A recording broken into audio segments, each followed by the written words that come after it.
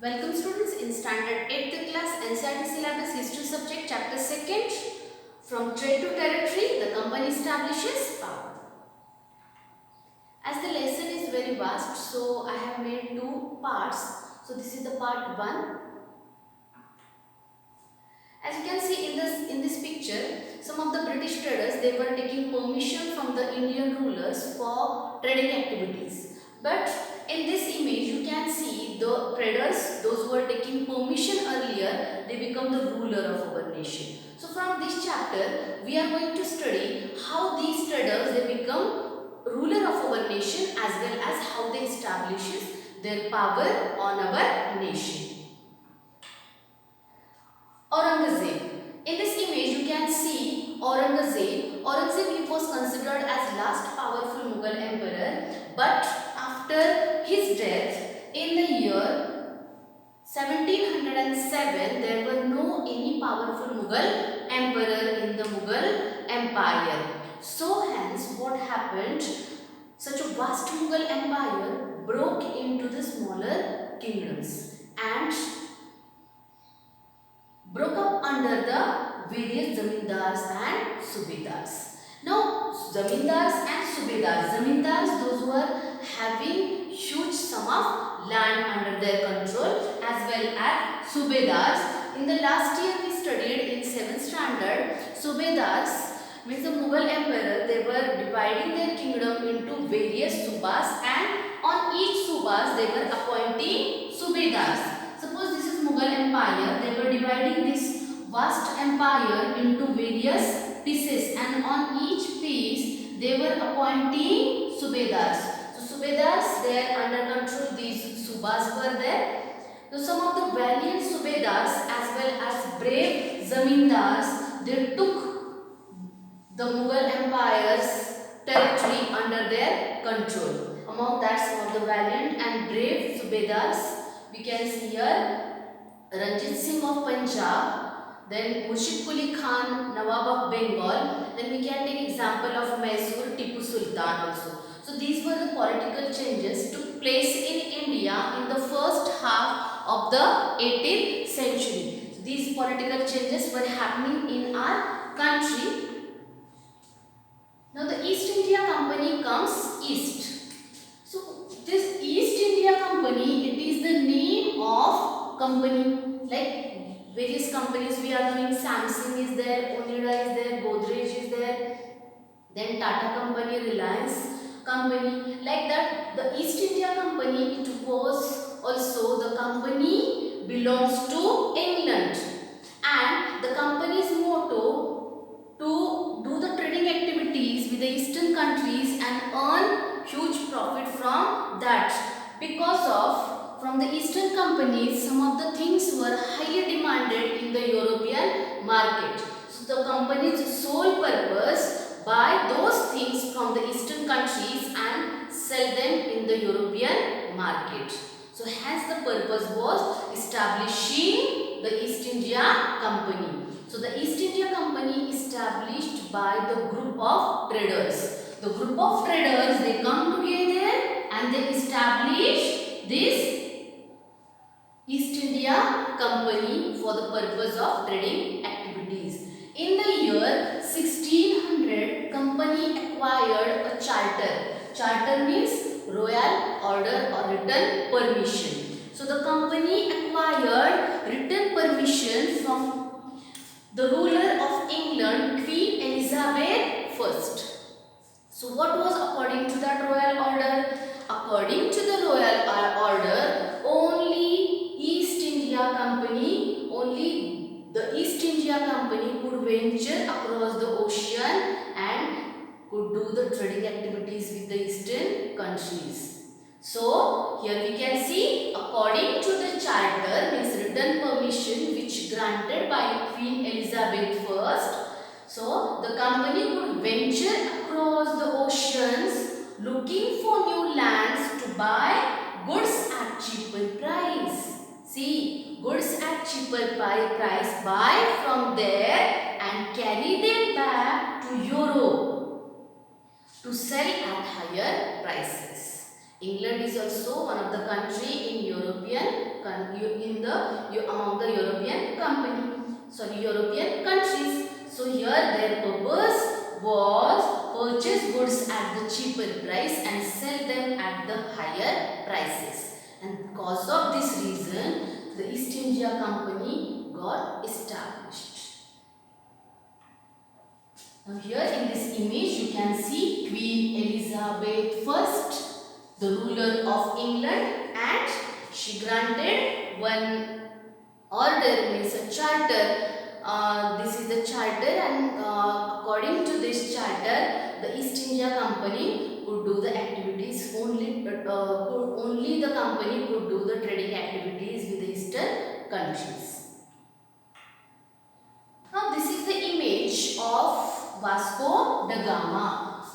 Vasco da Gama, Portuguese sailor. He was also considered as the first European to sail across the ocean and who reached at the Indian port in Goa. So here in the 1498 Portuguese sailor Vasco da Gama, actually Vasco da Gama who belongs to Portugal, and the Portugal from here this Vasco da Gama who started sea journey, and in this way south part of Africa, Cape of Good Hope, from here he reached at the western coast of our nation at Goa in the year 1498. So he was also looking for the new business market. So for searching new business market as well as new opportunities, for that reason Portuguese traveller Vasco da Gama, he crossed the ocean, Atlantic Ocean, Indian Ocean, and reached in the 1498 in Goa. So here other European companies, like we have seen in the previous slide, the East India Company, one of the European company, then Portuguese trader Vasco da Gama, he also invented and reached to India. Then we can see here Dutch also one of the European Netherlands, one of the European country, and the Dutch, the citizen, those who are living in Netherlands, they recognized as Dutch, and the Dutch, they also came the early 17th century, as well as the French traders. So in this way we can see the East India Company, Portuguese traders, Dutch traders, and French traders. These four European companies, they came to India for searching new business opportunities, new trading opportunities, as well as searching fine products. Competition of goods. When the competition is happening, when the same demand or for same things purpose, if we want or if we are interested. So here competitions for goods. These European companies, they reach to India one after another. So here all the companies are interested in buying the same things. Their purpose was to buy same things from the Indian market. So which things they were looking for? The fine qualities of cotton, silk, paper, cloves, cardamom, and cinnamon. These fine qualities products they were looking for, all these European countries, and for that reason what was there? There were competitions for goods. So here in this image you can see these fine products were available and highly demanded in the European market. These products they were started looking in the Indian market, and for that reason they came across the oceans and reached in the Indian market. Here we can see silk, cinnamon, cardamom, cotton, paper, and cloves. These fine products purpose they were interested, and for that reason there were competitions happening among them.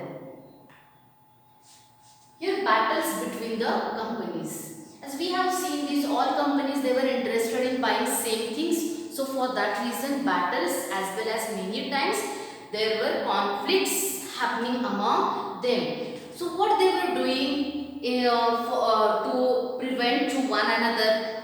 See, the urge to secure markets led to fierce battles between the trading companies for securing their markets, for to earn huge profits, as well as when many competitors were there, the battle takes place, and here where some of the activities they were following to fight one another. So here we can see trade was carried on with arms, means they started raising armies while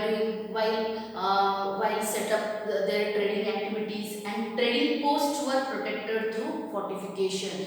Wherever their trading activities were functioning, so they started doing the fortification, started making fortifications, means huge wall across the post where they were doing trading activities. So here we can see in such a way their conflicts started among them. Many times they were following some of the ways, such as they were trying to sink one another's ship in the ocean. They started to block the sea routes, as well as they start to give harms. So such a way they were following to their cause to give harms to their competitors. So these European companies, Dutch traders, French traders, Portuguese traders, the East India Company. So these European companies, when their battle was there, they were doing their business activities in those circumstances also. But here we can see the East India Company got succeeded to establish their power throughout the nation. So they started germinating their powers from the Bengal. So here we can see East India Company begins trading Bengal. In the year 1651, the first English factory was set up. The factory called as English factory, as the factory was set up by the British traders. So the factory was called as the English factory. The first English factory was set up in the year 1651. From these factories, they were especially those factories they were using to store goods, which goods they wanted to export to the European market. As at the first slide we have studied that their purpose was to purchase the things from the Eastern companies and took back to those things in the European market. So here from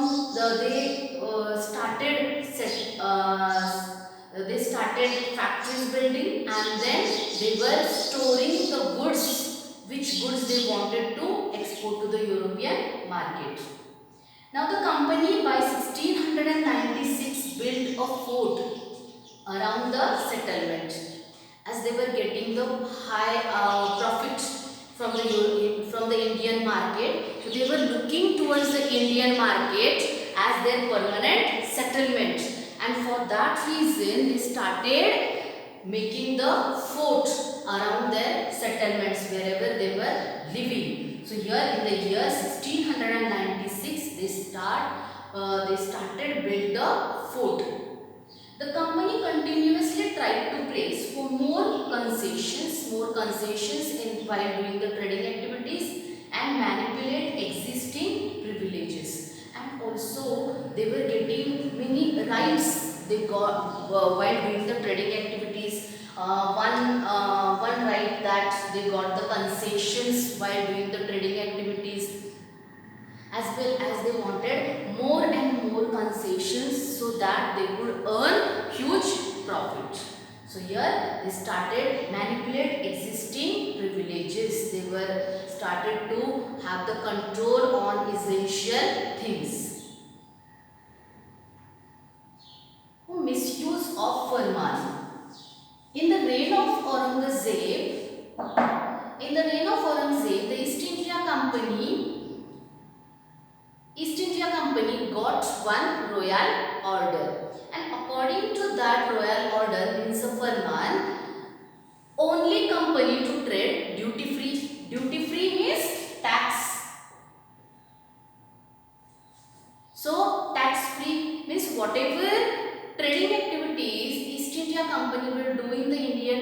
market, it will be totally tax free. Such a farman was granted by Aurangzeb, but some of the company officials carrying private trade refused to pay revenue. Some of the British officials, those who were connected to East India Company, they started their own private businesses in India. So here they were demanding that on their private business also there should be duty free trade. So for that reason, Bengal Nawab Murshid Quli Khan causing enormous loss in the revenue. And we know that revenue is very important aspect for doing the administration process as well as maintaining, establishing army to take care of the proper administration. And when the enormous loss of revenue was happening to the Bengal Nawab Murshid Quli Khan, so Murshid Quli Khan started to protest. So here Murshid Quli Khan said that the company started misuse of farman. How trade led to battles. Now here we have seen Murshid Quli Khan. In the reign of Murshid Quli Khan, he was facing enormous loss in the revenue. The conflicts between the company and the Nawabs of Bengal intensified. Conflicts, arguments between the Bengal Nawab and the company intensified, started rising. The Bengal Nawab refused to grant the company concessions, demanded large tributes for the company's right to trade, denied it right to mint coins and stopped it from extending its fortifications. See, these reasons are very important. Which the reasons which Bengal Nawab refused? Bengal Nawab refused to grant the company concessions. Whatever the company got the concessions, duty free trade. Now you have to stop according to the Bengal Nawab. As well as demanded large tribute means the fixed amount of the sum company should have to pay to the Nawabs, as well as denied it right to mint coins. They started minting coins. So here Bengal Nawab said that you should have to stop minting coins as well as stop extending fortifications. When strong fortification will be there as well as increasing armed forces, it is quite dangerous to any ruler. As we have seen, Samantas, they become powerful and they started to fight with the kings also because they built up their settlements as well as they rose the army. Here Britishers means the East India Company officials, they also started doing like that here. So that's why Bengal Nawab refused to grant the company concessions, then demanded large tribute for the company's right to trade as well as stop minting coins and stop extending the fortifications. So these were the demand of Bengal Nawab. They also claimed that what they claimed is Bengal Nawab, Murshid Quli Khan, Alivardi Khan, Siraj-ud-Dowla, these are all the Bengal Nawabs. So they said that company was depriving the Bengal government of huge amount of revenue. Means because of the East India Company trading activities, Bengal administration facing lot of revenue losses as the East India Company got the concessions. Hence, lot of revenue also happening, revenue losses were also happening and undermining the authority of the Nawab. Also, Nawab's power also got deteriorating. Means the Nawab's power deteriorating, cause of that Bengal Nawab, they started opposed to the East India Company. Now the conflicts led to confrontations. These conflicts means these arguments led and to confrontations and finally culminated in the famous Battle of Plassey. Means these arguments started rising and at the end what happened? Battle of Plassey. These conflicts, these arguments converted into the battle, and this battle was one of the famous battle in the history. It is called as Battle of Plassey. So now we will see the reasons cause of the Battle of Plassey.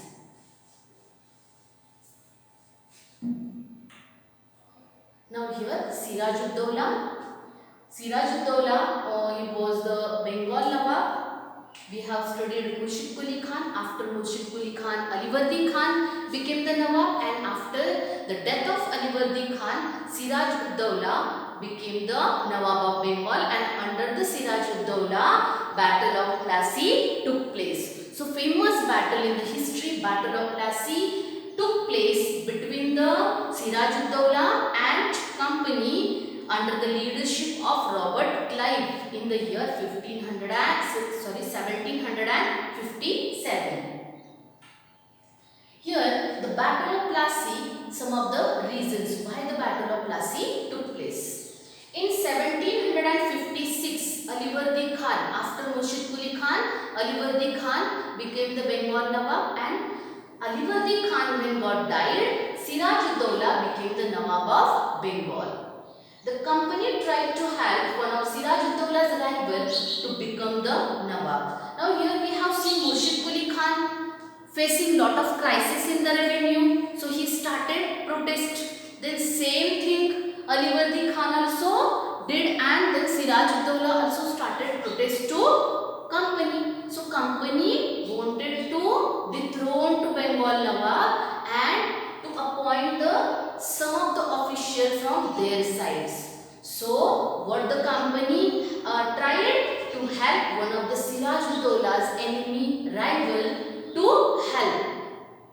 After Siraj-ud-Dowla, but when the Siraj-ud-Dowla came to know about company's strategy, he knew the company's strategy that company wanted to dethrone company giving support to my rival. Siraj-ud-Dowla got very furious, and what he asked them to stop meddling their political affairs, stop interfering their political affairs, as well as stop fortification and pay the revenues.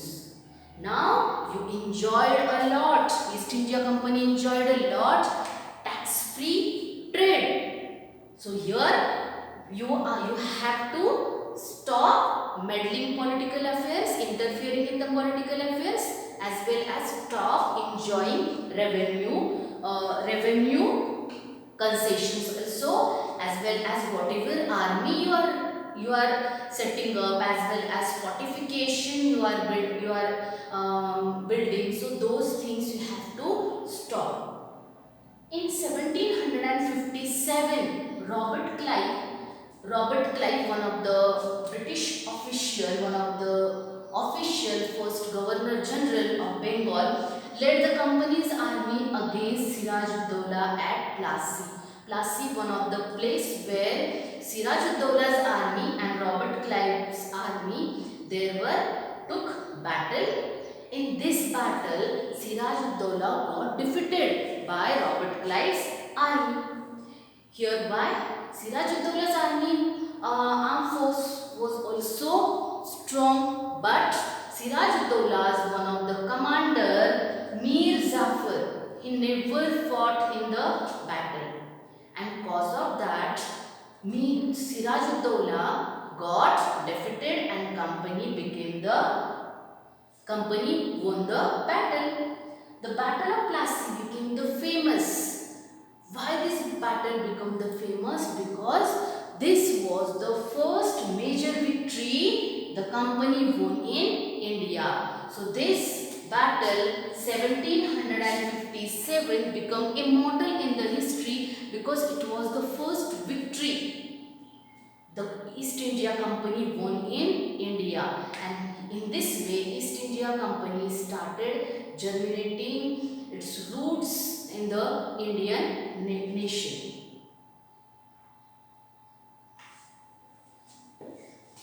Now the puppet Nawab. Puppet means the control in the other's hand. Here we can see Mir Jafar. Mir Jafar as he supported to East India Company, and cause of that East India Company won the Battle of Plassey. So here Mir Jafar, according to the East India Company's promise, Mir Jafar placed at the place of Nawab of Bengal. So he was considered as first puppet Nawab. But when Mir Jafar, while doing the administration, due to the lot of loss in the revenue collection as well as tribute to pay the British officials as well as to the East India Company, the lot of revenue crisis were happening, and Mir Jafar started to protest East India Company. So East India Company dethroned Mir Jafar and placed to Mir Qasim as new Nawab of Bengal. So here second puppet Nawab Mir Qasim placed in the place of Mir Jafar. But Mir Qasim also did same things. He also started protesting to the East India Company as the revenue losses. So again the Battle of Buxar in the year 1764 took place. So here Robert Clive and the Mir Jafar. When the Battle of Buxar, as we have seen in the previous in this slide, took place in 1764, and Mir Qasim dethroned, and then again Mir Jafar placed at the Bengal Nawab. So Mir Jafar again become the puppet Nawab third. So don't be confused that first of Mir Jafar placed by the Britishers. After Mir Jafar, Mir Qasim was placed, but the Mir Qasim also started to protest. Then again Mir Jafar was placed in the place of Mir Qasim. So here company officials become Nawabs. When we have seen after the Battle of Plassey, the company officials forced the actual Nawab of Bengal to give land and vast sum of money as personal as well as personal some of the gifts. We have seen these puppet Nawabs, their control was totally in the British officials' hand. So whenever these puppet Nawabs they placed, they were demanding from them huge gifts in the form of land as well as in the form of wealth, various way. Here when Robert Clive left India, Robert Clive, Governor General of Bengal, when he came to India, he was just 18 years of old. But when he left India, his Indian fortune was worth 4,01,102 pounds. So it was the huge amounts of wealth he collected from the Indian nation.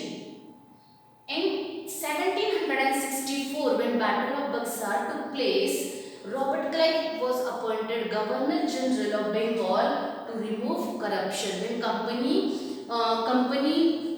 determined that the corruption taking place in East India Company among the officials in the administration, so the East India Company appointed this Robert Clive as the Governor General of Bengal, but he himself caught in the net.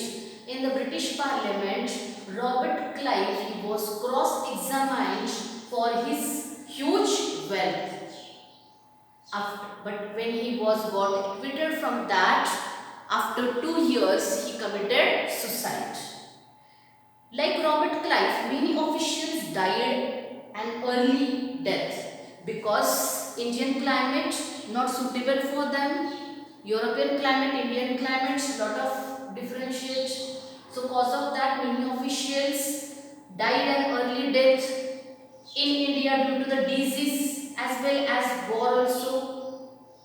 Then some of the officials came from humble backgrounds. They connected to only East India Company. They received their salaries and they earn enough in India, and when they back to their native country, they led the comfortable life. Some of the officials, they earn huge wealth like Robert Clive.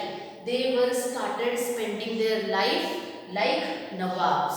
So Nawab's life, how luxurious, like that luxurious life. These British officials who succeeded to earn huge profit, they started spending their life like a Nawab. And an anglicized version of the Indian word Nawab, Britishers they used to say that Nabobs. To such officials, they were spending their life like Nawabs.